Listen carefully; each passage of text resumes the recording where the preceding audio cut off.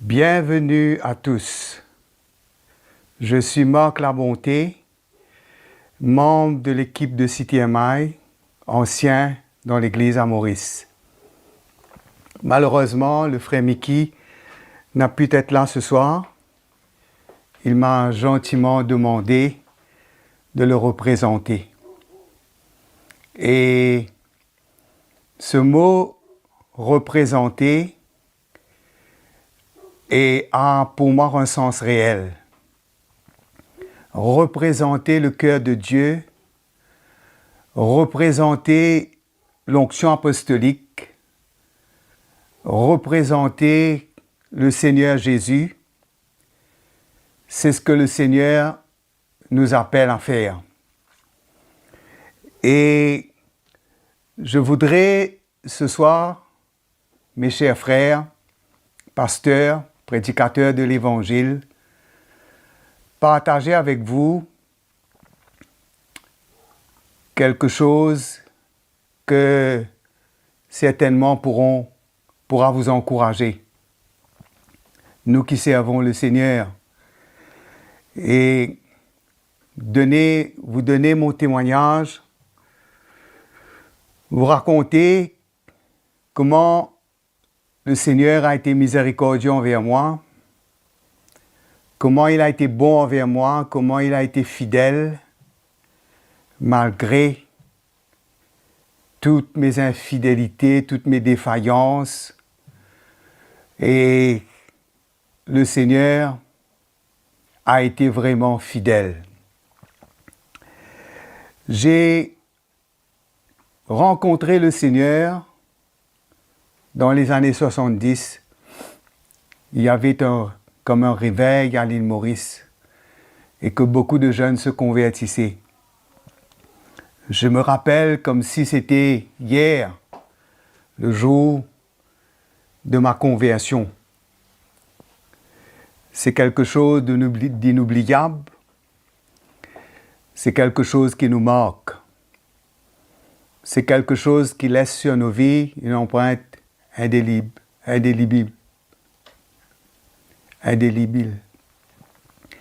Et nous sommes marqués pour toujours. Nous sommes touchés d'une manière profonde. Je me rappelle ce jour-là, quand le Seigneur est venu vers moi, je ne m'y attendais pas, je ne savais pas que j'avais rendez-vous avec lui, que lui, ce jour-là, il avait désigné de me rencontrer. Je me rappelle comment, dans une salle et quelques personnes qui étaient là, un samedi après-midi, dans une réunion de 2 heures, comment la présence de Dieu s'est manifestée dans ma vie. Quand je regardais les gens autour de moi, après avoir écouté l'Évangile, je n'avais rien compris de ce que le pasteur avait prêché. Mais un moment où là, les gens priaient, au fond de mon cœur, j'ai comme entendu une voix qui me disait « Mais pourquoi toi aussi tu ne pries pas et tu ne demandes pas à Dieu ce que tu as besoin ?» Je ne savais pas comment prier. Je regardais les gens autour de moi qui priaient à haute voix. J'étais étonné de voir leur liberté, leur expression. Mais quand j'ai fermé mes yeux, j'ai baissé ma tête, je n'ai pas vu Jésus en personne, mais comme si je l'ai vu en esprit. J'ai vu combien le Seigneur était un Dieu saint et combien j'étais sale dans mon péché. Combien j'étais impur devant Dieu. J'ai vu mon péché. Sa lumière a ébloui mon cœur et j'ai commencé à pleurer. J'ai pleuré, éclaté en sanglots, un moment comme si qu'il n'y avait personne autour de moi. J'étais seul, je ne pouvais pas m'inquiéter de ce qui était autour de moi, j'étais seul avec le Seigneur. Et là, surpris moi-même, j'ai élevé ma voix plus fort que tous ceux qui priaient, qui étaient là. J'ai presque crié, demandé au Seigneur de me pardonner, demandé au Seigneur de me changer, de me sauver.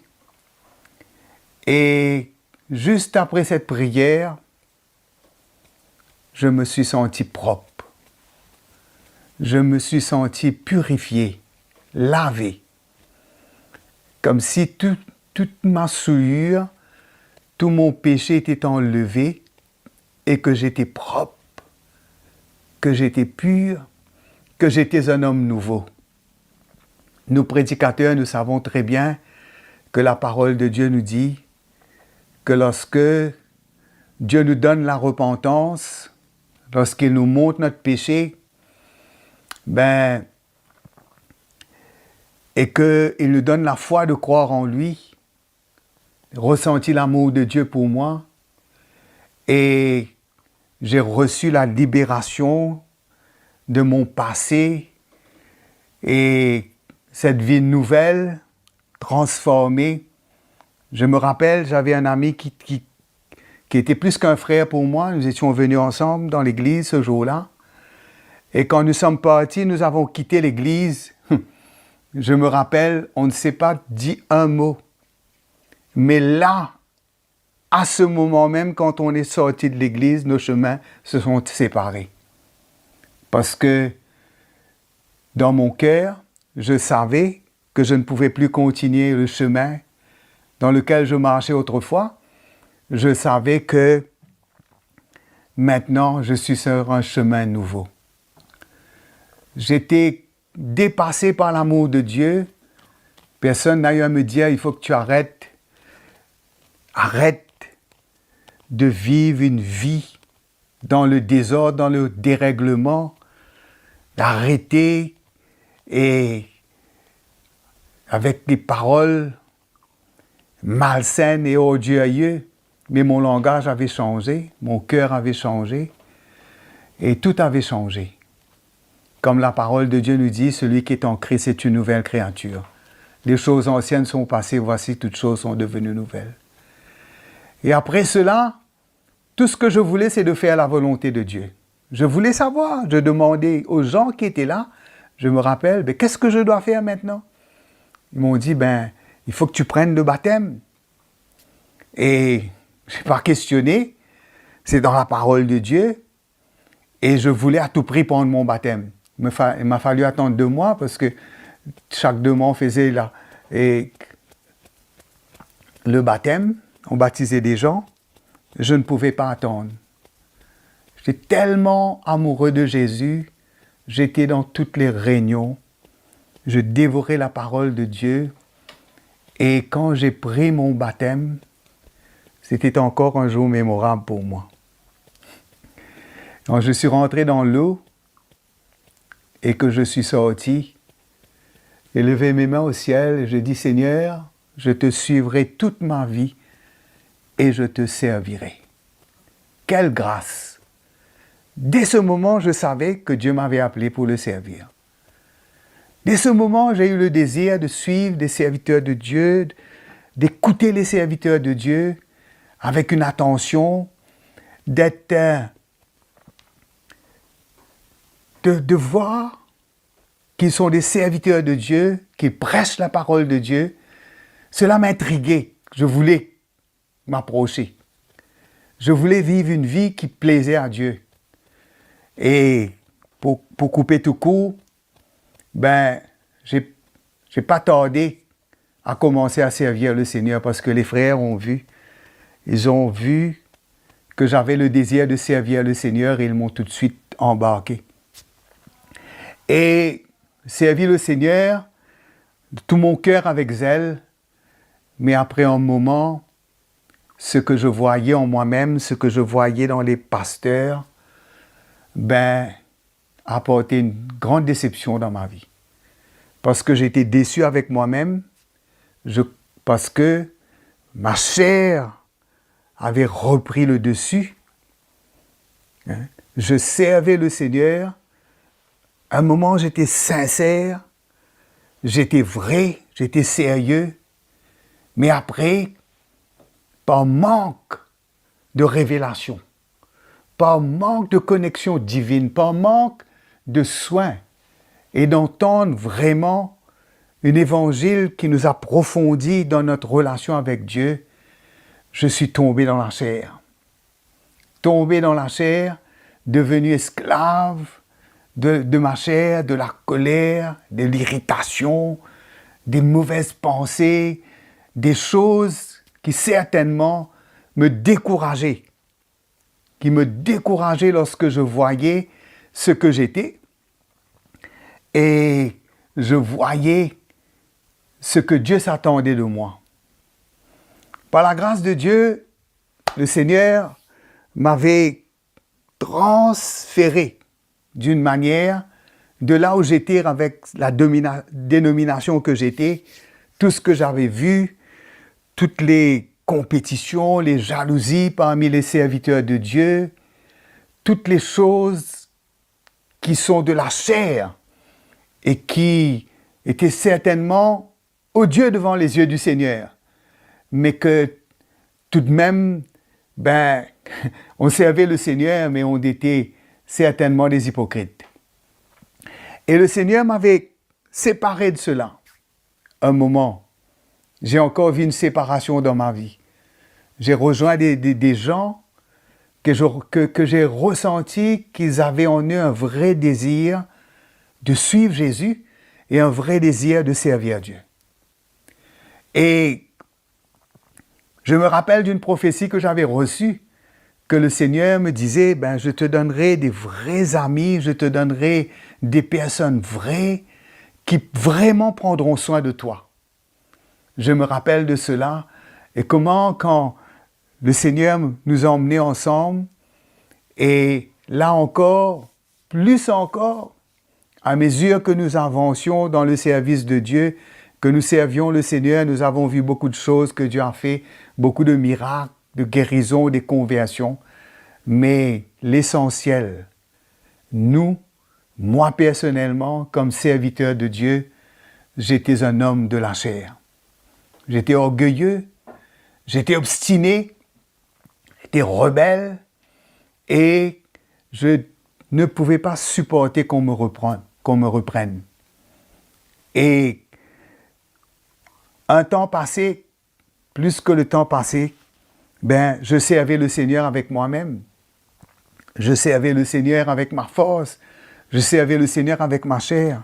Jusqu'au jour où le Seigneur a révélé au frère Mickey la révélation de Jésus. Une révélation du Seigneur qui était claire, qui mettait une demande sur sa propre vie, qui lui a montré lui-même ce qu'il était et qui l'a emmené à se repentir devant Dieu, devant l'Église et qui a emmené un changement. Je voyais une humilité, je voyais un changement, je voyais un commencement du cœur de Dieu. Et l'Évangile a pris, cette révélation est venue dans l'Église. Et premièrement, nous, les anciens, nous avons été les premiers à faire face à Dieu, à faire face au Seigneur. Les premiers à être confrontés parce que on ne pouvait pas continuer à servir le Seigneur de la manière que nous le servions. Il fallait que quelque chose se passe en nous. Il fallait un brisement. Il fallait un renouvellement. Il fallait que quelque chose de profond soit fait en nous. Il fallait, comme la parole de Dieu nous dit, que ce que le frère lui-même a expérimenté, cette révélation qui a bouleversé sa vie, qui a emmené une fondation dans sa vie, qui a emmené une clarité, il fallait que cette même révélation, que nous puissions l'accepter et la recevoir. Moi qui croyais que allait être facile, que j'aurais été parmi les premiers à embraser l'Évangile. mais j'étais parmi les derniers à accepter l'Évangile. J'ai vu les frères qui ont accepté l'Évangile, j'ai vu le changement que le Seigneur a apporté en eux, j'ai vu que leur prédication, leur attitude, il y avait un changement dans leur vie, et moi, c'était difficile pour moi. Je croyais que cela allait être facile, mais c'était difficile pour moi d'abandonner, de relâcher, de renoncer à ma position, de renoncer à mon titre, de renoncer à toute mon expérience, tout ce que j'avais acquis, tout mon acquis. J'ai vu que, je croyais que cela a été facile pour moi, ça a été difficile. Difficile au point où j'étais presque mort, où j'étais incapable de continuer à servir le Seigneur. Il n'y avait rien en moi, il n'y avait pas de vie en moi, mais ce que je rends grâce au Seigneur, qu'il y avait un cœur pour moi, qu'il y avait le cœur de Dieu pour moi, qu'il y avait une patience, que le cœur apostolique, c'est un cœur de grâce et c'est un cœur de vérité, mais c'est un cœur de grâce et c'est un cœur de patience. Et que cette patience, comme si a été mon salut, parce que j'ai pris mon temps, mais je rends grâce à Dieu que Dieu est fidèle, que le Seigneur est fidèle. Je vais lire un verset dans la parole du Seigneur, juste pour confirmer, pour vous montrer ce qui s'est passé. 1 Corinthiens au chapitre 4, au verset 14, lorsque l'apôtre Paul a écrit aux Corinthiens, lorsqu'il les reprochait de leur carnalité et du prix de la souffrance dans le cœur du serviteur de Dieu, de voir l'état charnel des chrétiens et comment il va les écrire, et après les avoir dit, tout ce qu'il avait à dire, il dit, ce n'est pas pour vous faire honte que j'écris ces choses. Mais je vous avertis comme mes enfants bien-aimés, car même si vous aviez 10 000 maîtres en Christ, vous n'avez cependant pas plusieurs pères, puisque c'est moi qui vous ai engendré en Jésus-Christ par l'Évangile. Je vous en conjure donc, soyez mes imitateurs. Pour cela, je vous ai envoyé Timothée, qui est mon enfant bien-aimé, fidèle dans le Seigneur. Il vous rappellera quelles sont mes voies en Christ, quelle est la manière dont j'enseigne partout dans toutes les églises. Je crois qu'aujourd'hui, dans l'Église, ce qui est vraiment essentiel et nécessaire, c'est cette onction apostolique. Et l'onction apostolique qui emmène l'Évangile, un Évangile qui nous engendre, qui nous fait devenir, qui nous fait ne pas rester des enfants, ne pas être esclaves de notre chair, ne pas être des hommes qui sont dominés par notre instinct charnel, par le péché, par les choses de la chair et les choses du monde, mais qui nous libère, qui emmène ces choses à mourir en nous. Cet évangile qui nous confronte, cet évangile qui nous dévisage spirituellement, qui nous montre notre vrai état, qui nous emmène à nous repentir, qui nous emmène à nous confier dans le Seigneur, vraiment accepter cette œuvre que l'Esprit de Dieu veut faire dans notre cœur. Cet évangile, cette onction est plus que nécessaire dans l'Église. Et tous les serviteurs de Dieu ont besoin de connaître cette grâce du Seigneur. Parce que si nous-mêmes, nous, les pasteurs, nous ne grandissons pas, nous ne sommes pas brisés, il n'y a pas une vraie œuvre en profondeur dans notre vie, et que nous ne sommes pas engendrés pour devenir, pas pour rester des enfants. Quand j'ai connu le Seigneur, j'étais engendré par le Seigneur pour devenir son enfant. C'était clair, j'étais un enfant de Dieu. J'étais plus un enfant de ce monde. Mais il nous faut cette révélation apostolique. Il nous faut cet évangile pour faire cette œuvre profonde dans notre cœur, pour nous emmener à nous identifier à Jésus, pour nous emmener à vraiment croire de tout notre cœur dans la mort du Seigneur, d'embraser la mort du Seigneur, d'expérimenter cette mort en nous, afin que nous puissions avoir la vie de Christ, le cœur de Dieu pour servir le Seigneur, pour prendre soin et pour construire l'Église du Seigneur dans l'Esprit. Nous avons tous besoin de cela. Rappelons-nous comment Jésus lui-même, il servait Dieu. Comment lui-même il a été envoyé. Comment Jésus est venu pour faire la volonté du Père. Comment Jésus lui-même, il a reconnu et il a dit que le Père est plus grand que moi. Le Père est plus grand que moi. Qui avait une autorité sur sa vie. Qui avait une autorité plus grande sur sa vie. Et qu'il était redevable. Qu'il était soumis. Et qu'à cause de cela, il transportait le même cœur. Parce qu'il était soumis à Dieu. Parce qu'il était obéissant. Parce qu'il faisait la volonté de Dieu, il transportait et il transmettait le cœur de Dieu à tous ceux qu'il rencontrait.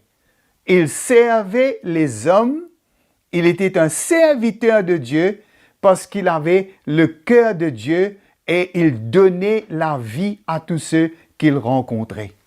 Il les enseignait les voies du Seigneur. Et comment cette relation entre le ministère apostolique et les serviteurs de Dieu, tous ceux, quel que soit le ministère que nous avons, quel que soit l'appel que Dieu a mis sur notre vie, nous avons besoin de reconnaître qu'il y a une autorité qui est sur nous. Une autorité supérieure. Comment? Qu'est-ce que ça veut dire supérieur? Par la révélation que Dieu lui a donnée. Et que nous avons besoin de cette révélation pour grandir. Nous avons besoin, par cette onction, par cette révélation d'être engendré. L'œuvre de Dieu qui doit se faire en nous pour nous former, pour nous briser, pour nous libérer de notre orgueil, pour vraiment faire de nous des vrais fils pour Dieu. Des hommes qui ont le même cœur que Jésus, qui sont soumis à Dieu, qu'il n'y a pas de rébellion en eux, mais qui reconnaissent l'autorité de Dieu, qu'ils sont redevables, qu'ils ne peuvent pas apporter leur propre évangile, qu'ils ne peuvent pas apporter leur propre doctrine, qu'ils ne peuvent pas apporter leur propre enseignement, mais qui doivent transporter le même cœur et transmettre le même esprit. Qui doit être un modèle, comme Paul dit. Qu'est-ce qu'il a dit? Il a dit que ce n'est pas pour vous faire honte que j'écris ces choses, mais pour vous avertir. Parce qu'il y a un avertissement là. Il y a un avertissement que si nous continuons dans la chair, et si nous ne sommes pas prêts à embraser l'évangile apostolique, si nous ne sommes pas prêts à reconnaître l'investissement apostolique dans notre vie, si nous ne reconnaissons pas que nous avons besoin d'accepter cette paternité, ce cœur de Dieu pour nous, et que nous avons besoin de nous mettre sous, nous avons besoin de venir comme Jésus avec son Père pour accomplir la volonté de Dieu, pour accomplir ce qui est dans le cœur du Père. cette révélation que Dieu a mis dans le cœur apostolique, ce cœur que Dieu a mis en lui, de voir les chrétiens grandir et comment les chrétiens vont grandir.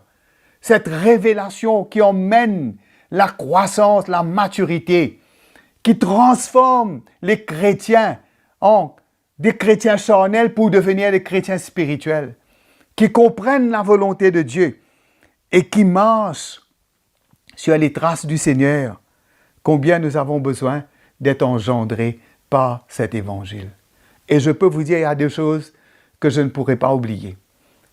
Ma conversion, quand j'étais engendré par le Seigneur pour devenir son enfant, et deuxièmement, quand j'étais engendré, je sais exactement comment ça s'est passé, quand ça s'est passé. Je sais le moment que la grâce de Dieu m'a touché, que j'ai pu accepter et capituler devant le Seigneur et la grâce de me repentir de tout ce que j'étais devant Dieu, de tout ce que j'ai fait, de ma manière de servir le Seigneur et d'être prêt à recommencer de nouveau pour servir Dieu de la bonne manière, à la manière de Dieu, d'une manière qui vraiment glorifie le Seigneur, d'une manière qui est digne du Seigneur. Je ne pourrai pas oublier et surtout, je ne pourrai pas sortir de là où Dieu m'a mis.